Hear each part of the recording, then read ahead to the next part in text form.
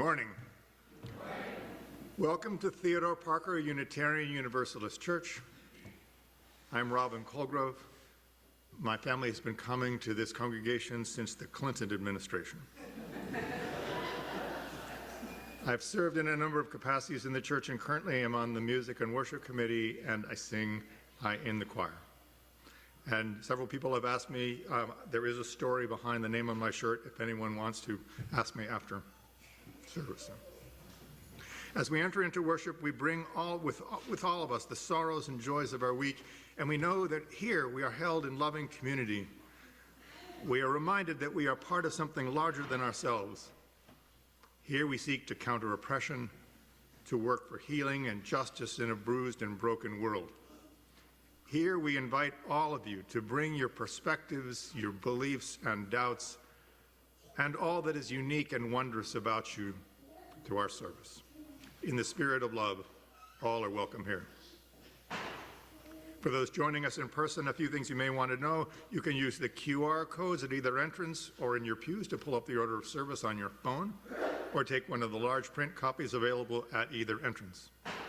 Service is being recorded today and will be available on YouTube later. If you would like to have a joy or concern shared with the congregation today during our meditation and prayer, we invite you to fill out a card anytime before the meditation hymn on the table to my left, your right.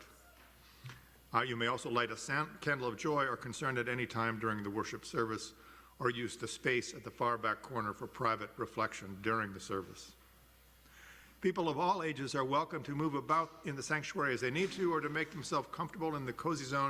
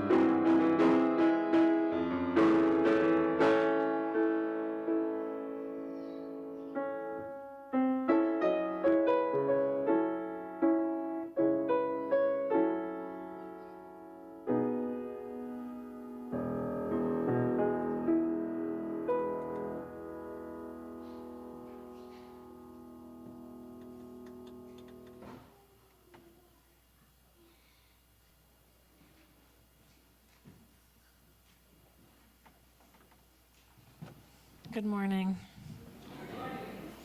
I'm Reverend Heather Concannon. I'm the minister of this congregation, and my pronouns are she and hers. And I just want to extend a special welcome to all of you this morning, but especially those of you who are joining us for the first time. You are so welcome here. We're glad you're with us.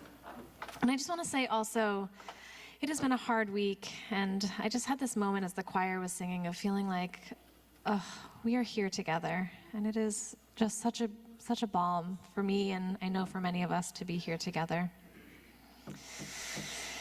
Our opening words are from Kristen Graschel-Smith.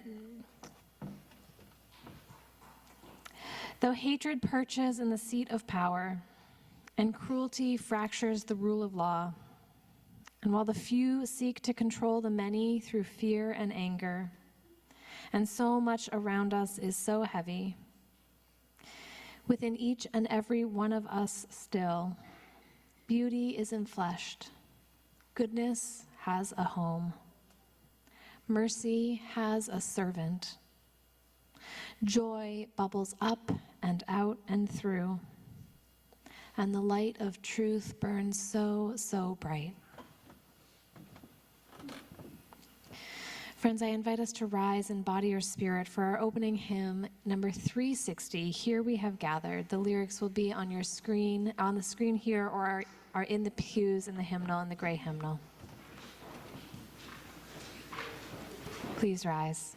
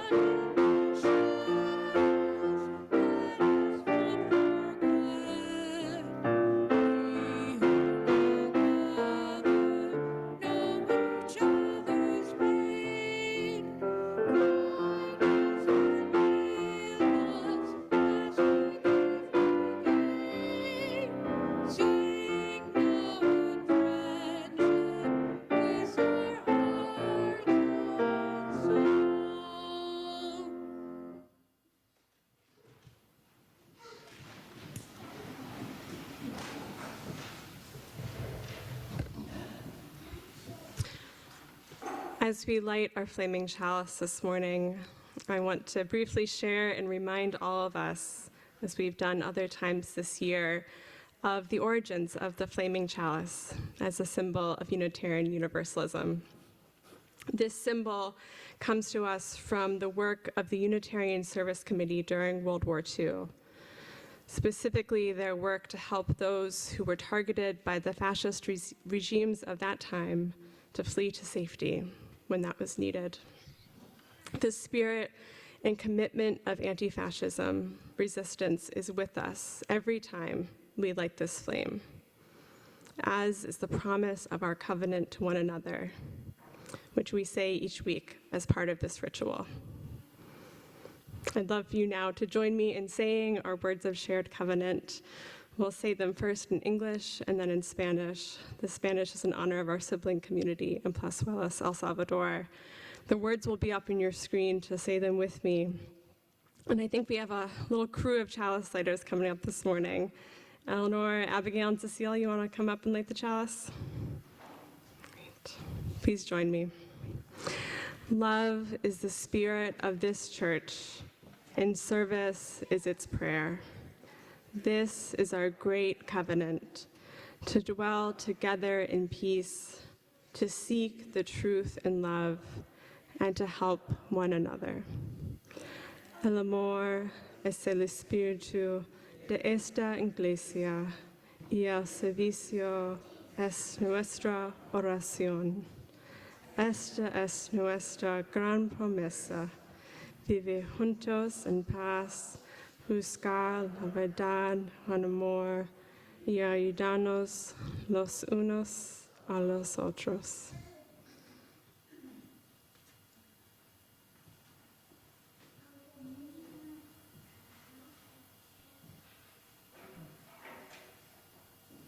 Good morning. Is mic working for me? Okay, I think so. My name is Rose. I serve as this congregation's religious educator, and I have a short message and a spiritual practice to share with you all before inviting any kids who want to join me for Children's Chapel to go over to the parish hall.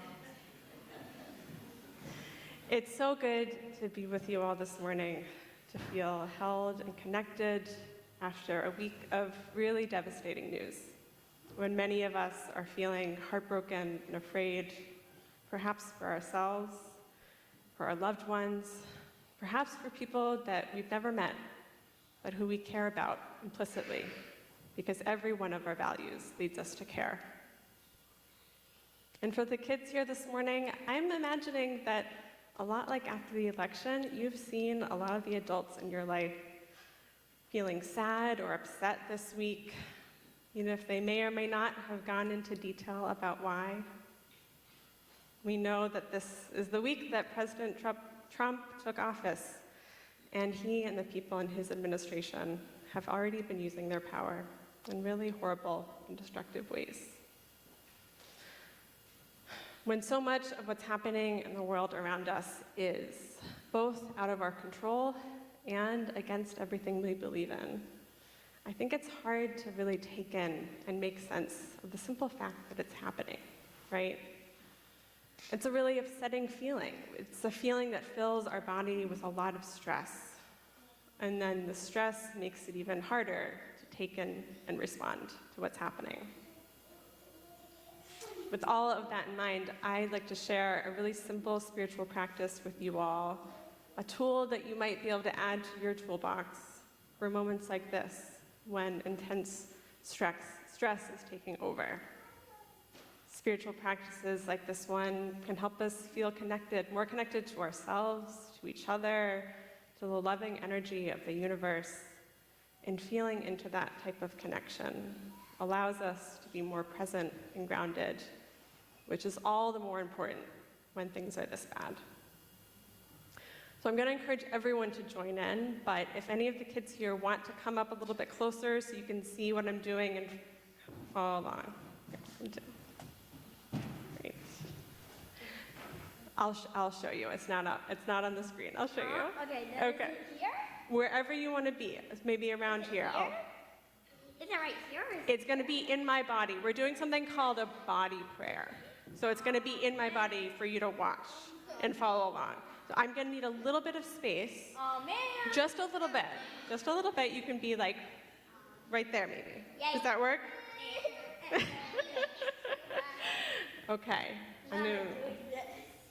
Okay, so this is called a body prayer, and I do invite you all to join along with me. You can do it from your seat, and it's going to help us be calm and connected. This is adapted from UU religious educator Annie Scott. I do need to make sure everyone can hear me, though. So can we be quiet when we do this? Thank you. It's a body prayer. So I'm going to show you some motions and explain what they mean, and I invite you to do the motions along with me to help to feel this in your body, okay? The first motion, we're going to bring our hands to our hearts. And as we feel our hands and our hearts, we're going to remember the love that we have for ourselves, the respect we have for ourselves.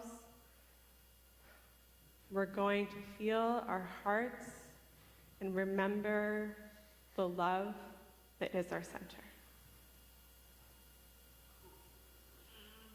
Then we're going to reach down towards the ground. Everyone reach with me. You're going to reach down to the ground like the roots on a tree, pulling up nourishment from the soil. Imagine you pulling up nourishment from the earth with your hands.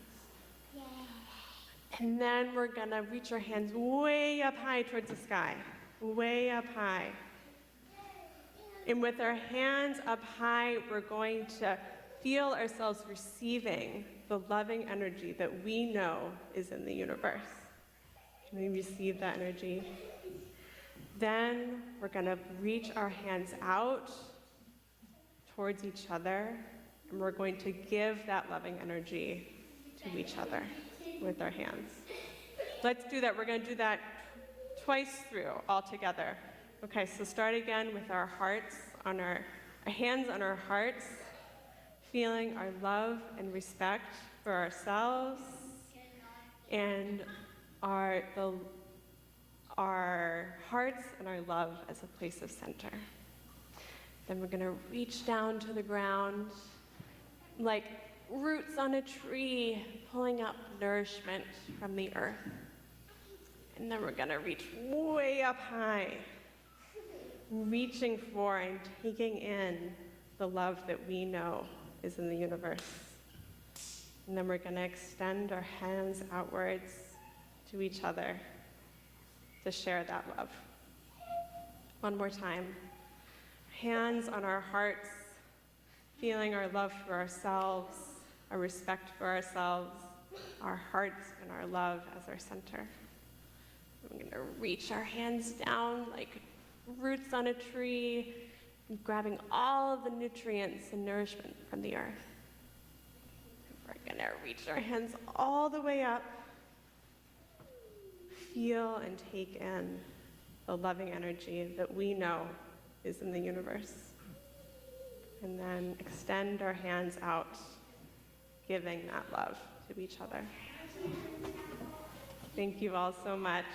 This concludes our body prayer, and now we're going to go to Children's Chapel. Please join me in singing the children out. I'll run after them.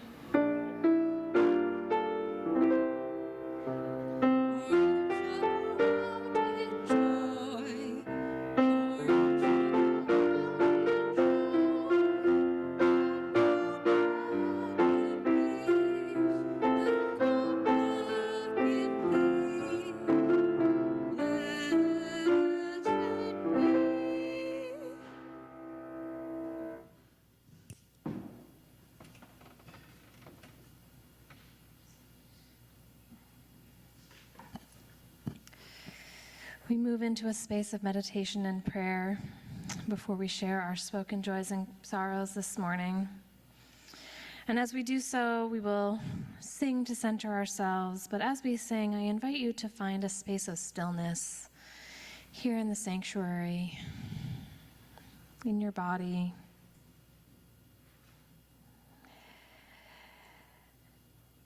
And remain seated as we join in singing our centering hymn, Meditation on Breathing.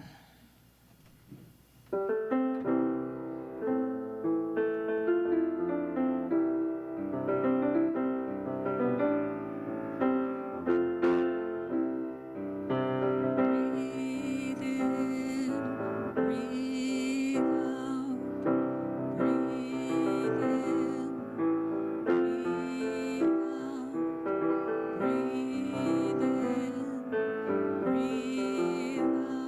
out.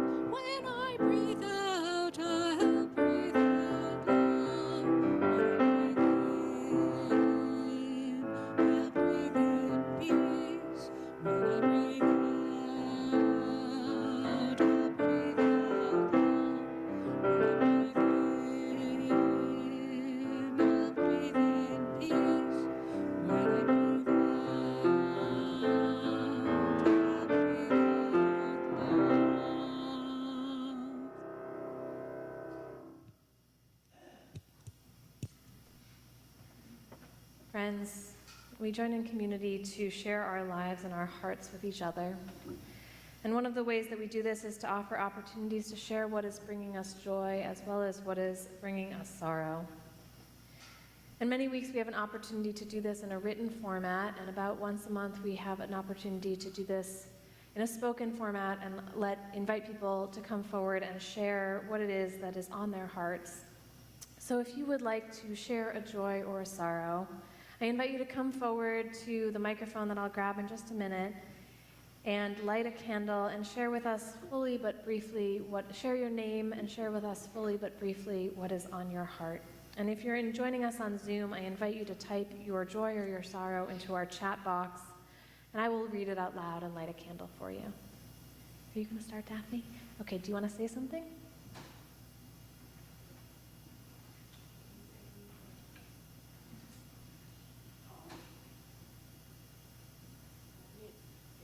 Daphne's praying for her great-grandma Shirley, who was in the hospital this week and has been released to a nursing home, so hopefully she'll be home soon.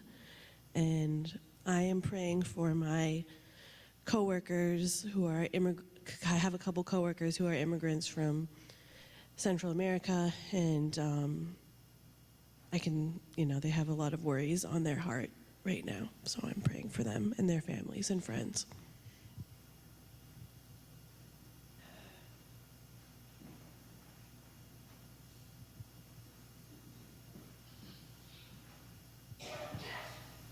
I'm lighting a candle of mostly concern and a little bit of joy hiding behind it.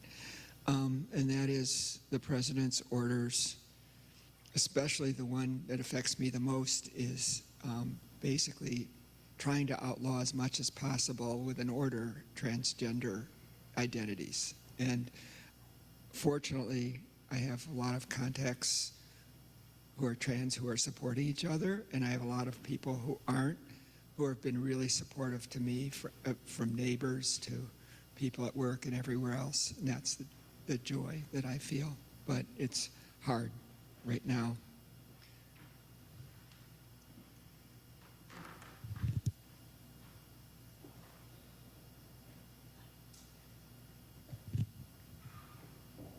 Hi, I'm Robin. Every time I light the candles with this device here, I'm transported back to being 12 years old as an altar boy at St. Teresa's Church in San Diego. It gives me intense deja vu. Presumably this has some name, some Latin name, but I've been unable to find it. But just to say that in the body of us old people, the young person is still there. So if you can imagine me 12 years old with robes and this holding this device, that's where I was a long, long time ago.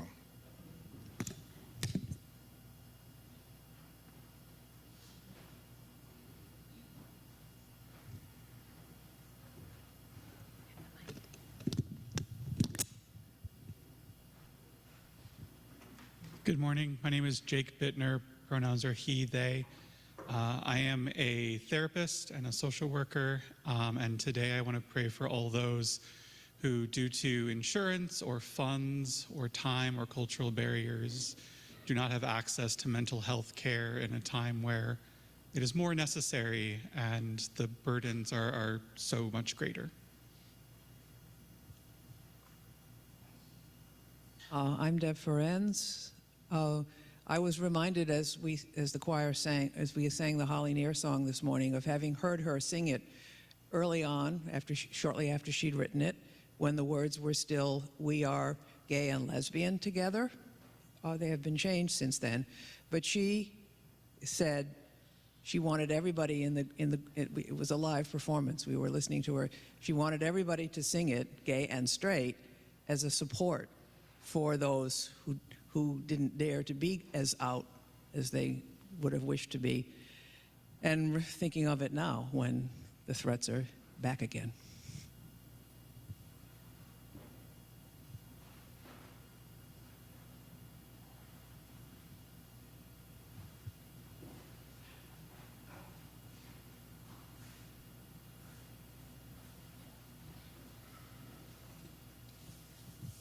My child has a friend who's was in the process of trying to get a green card. They had permission to leave the country on Monday when they went to go return. Their flights were canceled, and they've been deported. I pray for all of the people who've gone through this. I pray for all the immigrants. I was a teacher in Revere for 13 years, and I had a lot of my students were refugees. I pray for them, and I pray for the trans community. We're all with you in those prayers.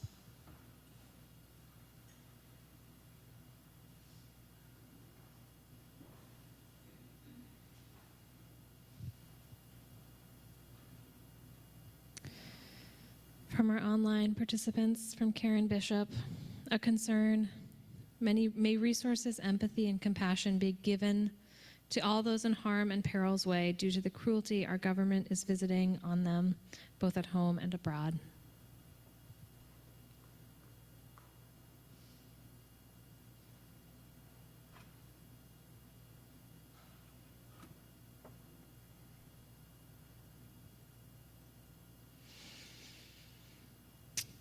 And I have a sorrow for Gail Donaldson, who entered hospice this week, a beloved member of my former congregation.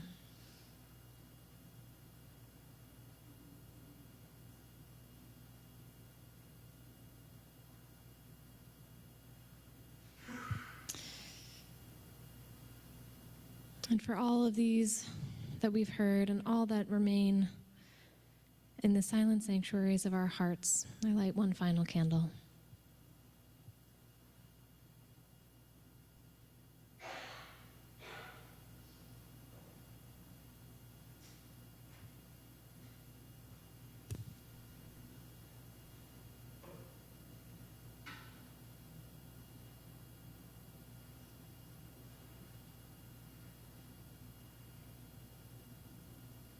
And I invite us to join in the space of meditation with these words from Rosemary Watola Traumer. I think of the bones of the unsung rib cage, the way they protect the heart, how bone too is living, how it constantly renews and remakes itself. I think of how ribs engage with other ribs to expand, to contract. And because they do their solid work, they allow the heart to float. This is what I want to do, to be a rib in the body of our country, to make a safe space for love. There is so much right now that needs protection. I want to be that flexible, that committed to what's vital, that unwilling to yield. Together we enter into several moments of shared silence.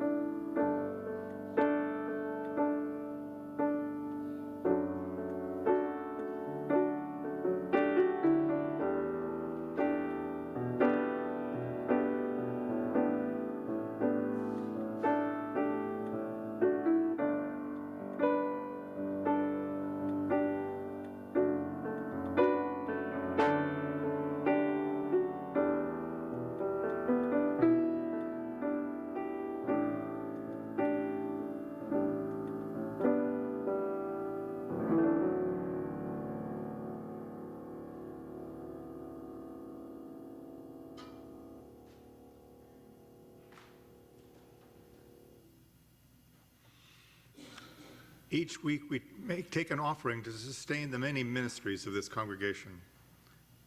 We give because we believe we are part of something larger than ourselves. We give because we believe in music and sacred space, in transformation and in hope, in community and in love. We give because we know that it takes all of us sharing our many gifts to make this space possible, with the faith that together we have more than enough. Links to donate will be in the chat and on the screen, and ushers will be coming around if you wish to give via cash or check.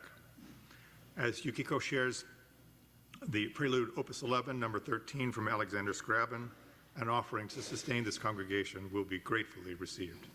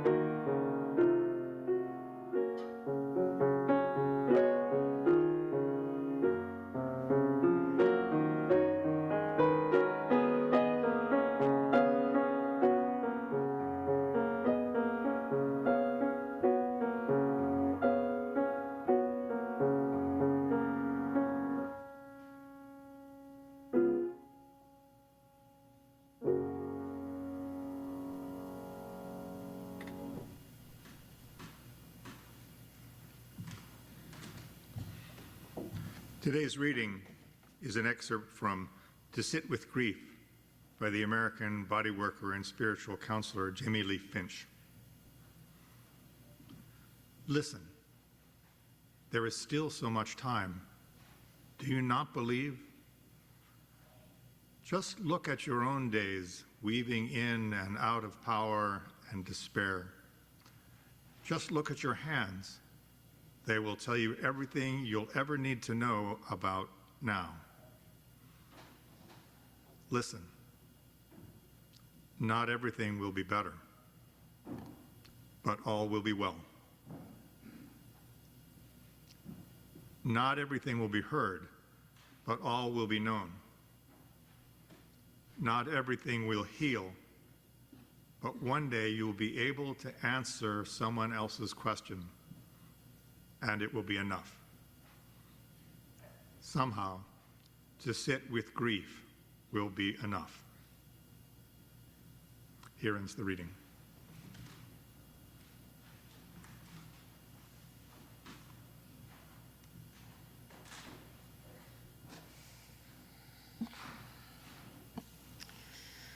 Friends, to say it has been a capital B bad week would be an understatement, yes? And I stand here in front of you today, but really I am right there in the pews with you, trying to process the horror of it all.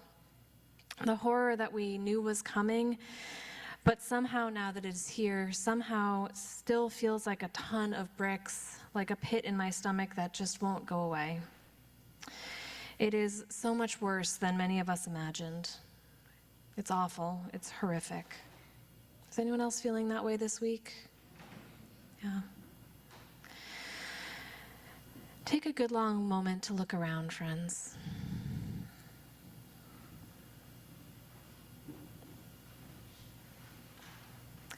Remind yourself that you are not alone in feeling this way.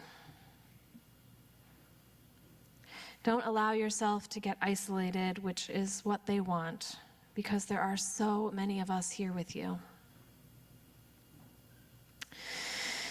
And there's so much I could say about action and next steps, resilience, resistance, community and courage and grounding and hope and love.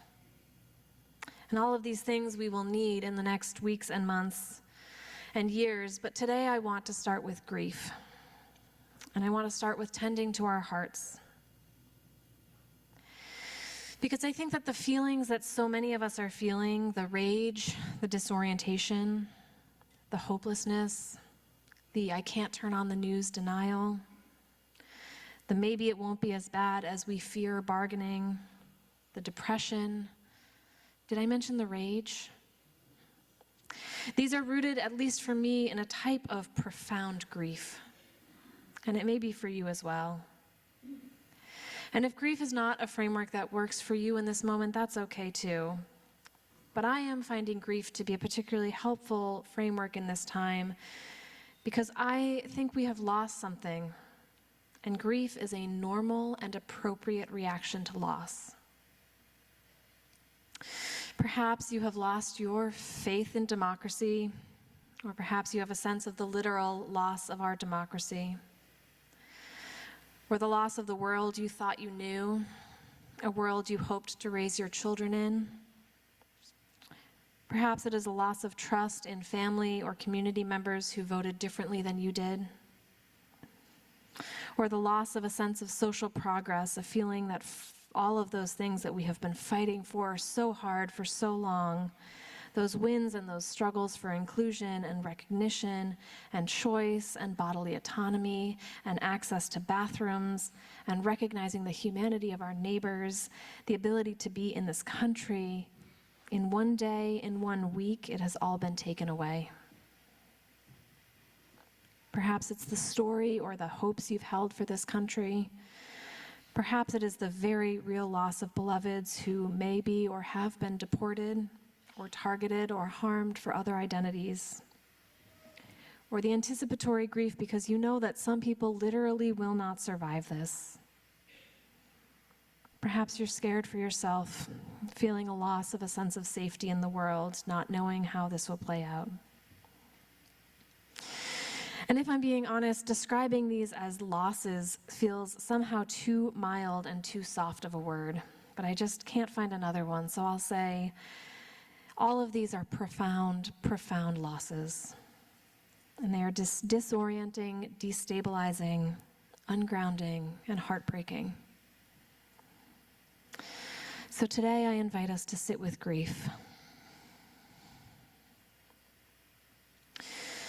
I first became acquainted with Elizabeth Kubler-Ross's 5 Stages of Grief in college when a very, very dear friend of mine, Katie, was killed in a car accident.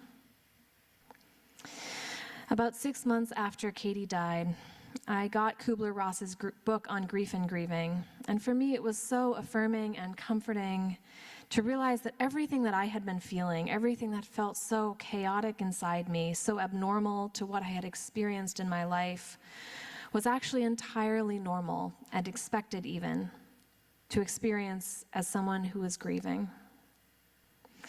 The 5 stages of grief helped me to put a name to what was happening for me. And by naming it, it gave me more tools to approach myself with compassion and to move through the grief that I was experiencing.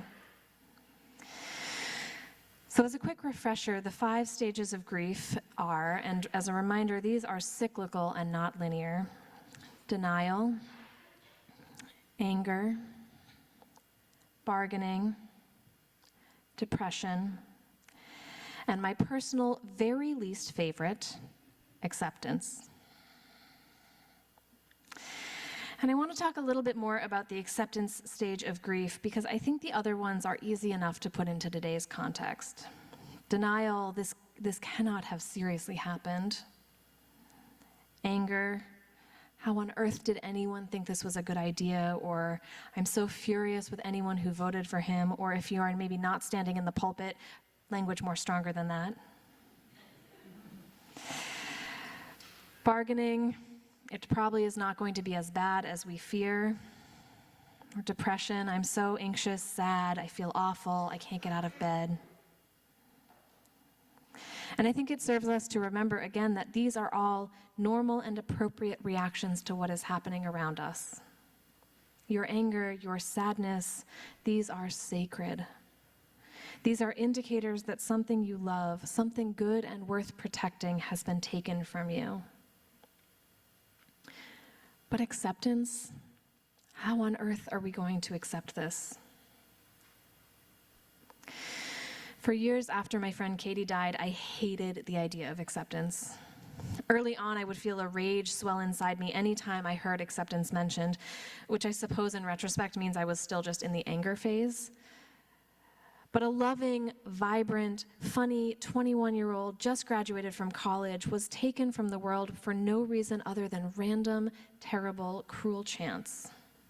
How could I accept that this had happened? It was unacceptable. And even though Elizabeth Kubler-Ross begins her section on this stage of grief with the line, acceptance is often confused with the notion of being all right or okay with what has happened, I have still found acceptance to be quite a difficult concept to stomach. And in the 15 years since Katie died, I have certainly found the type of acceptance that Kubler-Ross and others refer to, an acceptance that reality is the reality. But it still remains my least favorite stage, and I find it really hard. And then just last week, I was at a quarterly gathering of UU ministers local to this area, and my colleague, the Reverend Fred Small, was preaching. And he was talking about acceptance from a spiritual perspective, this political moment that we find ourselves in. And for the first time, I felt like I heard the notion of acceptance in a new way. Here's what Fred said. In the difficult decades to come, we will need courage, fortitude, and love. But we will also need equanimity. The literal meaning of equanimity is equal spirit. It doesn't mean passively accepting our circumstances as just or right or fair or even acceptable. It means accepting simply that they are. Acceptance does not mean accepting our circumstances as just or right or fair. It simply means accepting that what is happening is happening. Author Byron Katie says, when you argue with reality, you lose, but only 100% of the time.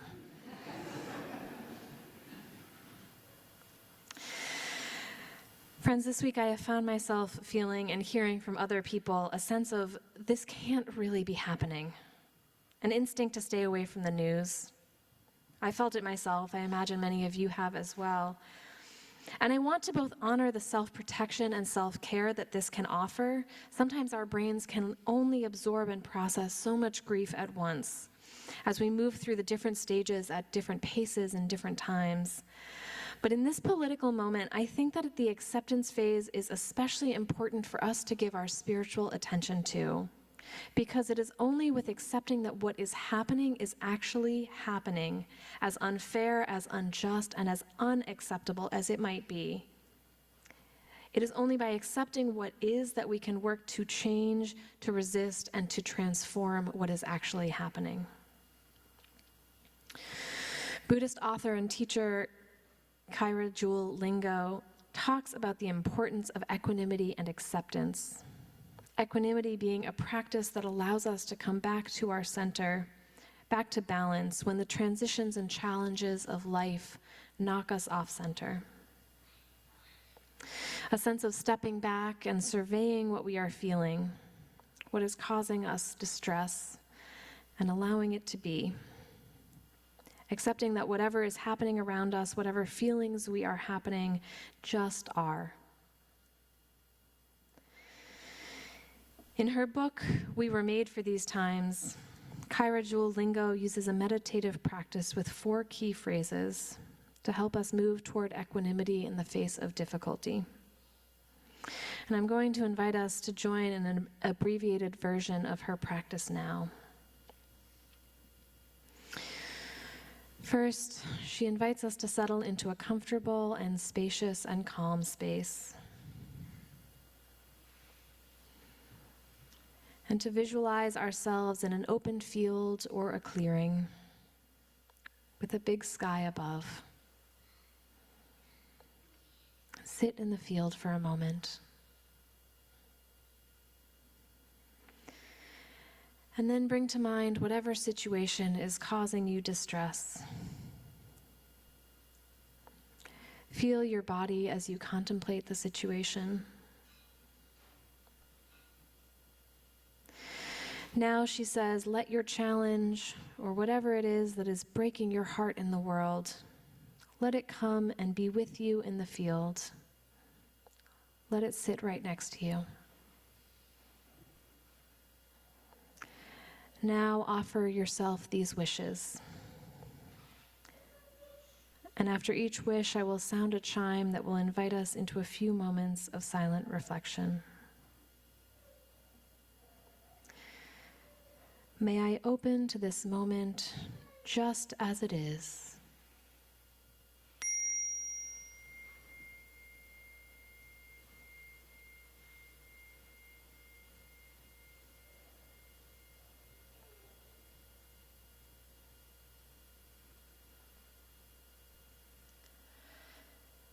May my heart be at ease with the conditions of my life.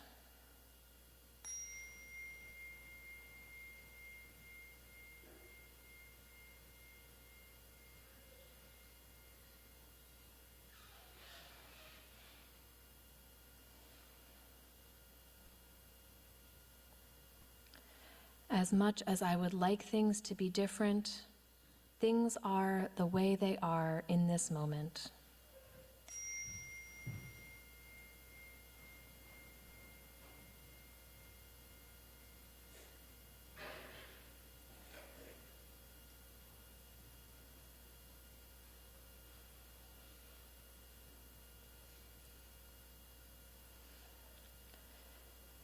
May I open to the flow of joys and sorrows with understanding and equanimity.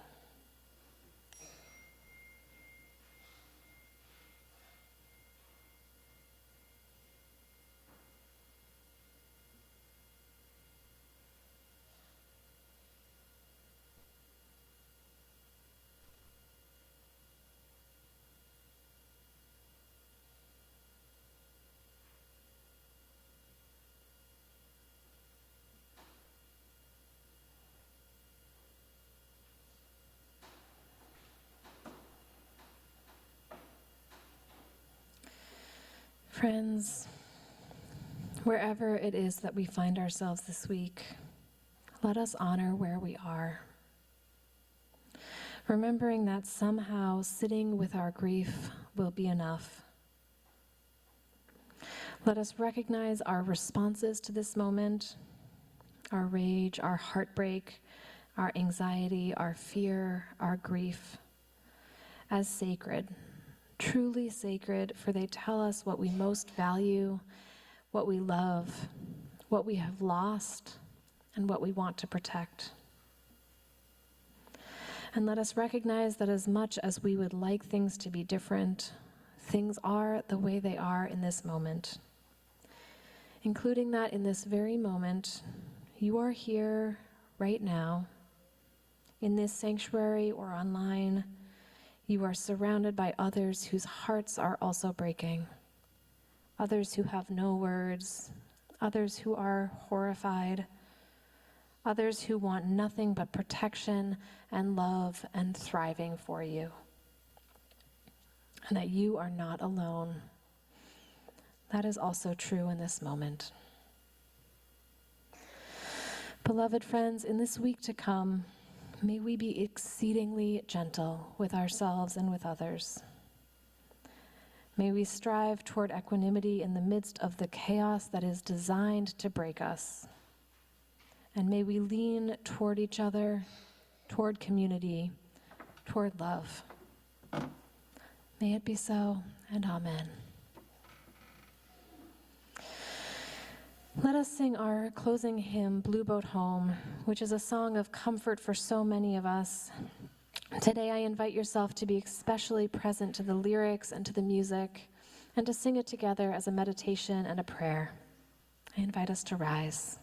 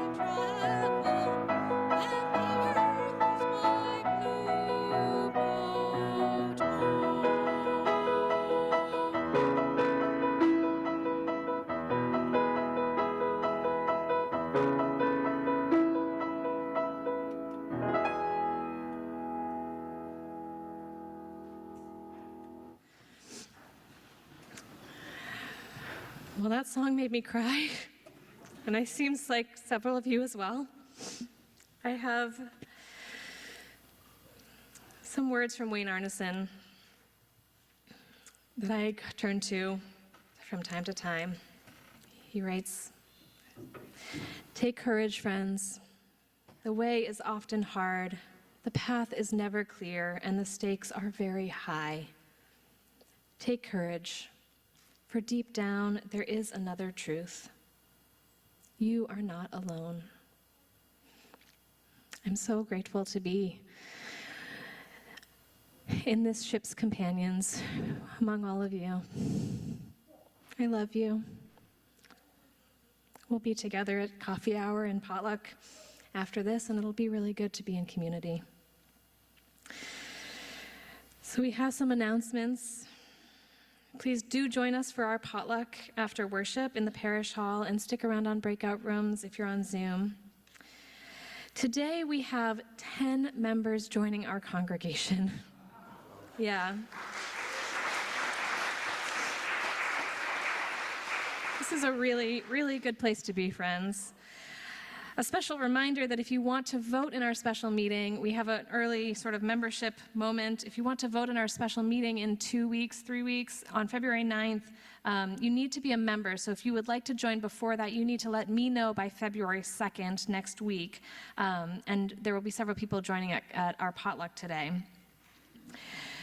As I shared in our newsletter and also on our email list, we are putting together a security team and looking at safety protocols in this moment. And we appreciate your patience as we try out different practices. I know there's been questions about why we're keeping doors open, why we have extra ushers.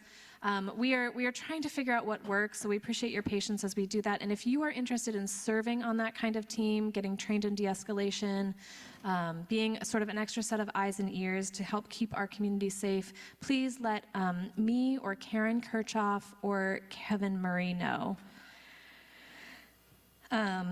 This Tuesday, there will be a Zoom call about the Plazuelas Parker Project, our sibling community in El Salvador, and if you'd like more information, please talk to Kevin Murray.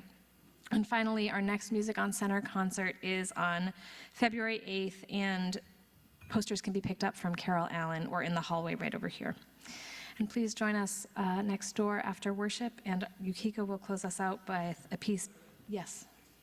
And Guest at Your Table ends today. Thank you so much, Jake. If you brought Guest at Your Table boxes, please give them to Jake at the potluck. Thank you so much for participating in that fundraiser. Yukiko will close us out with a piece by Screamin'.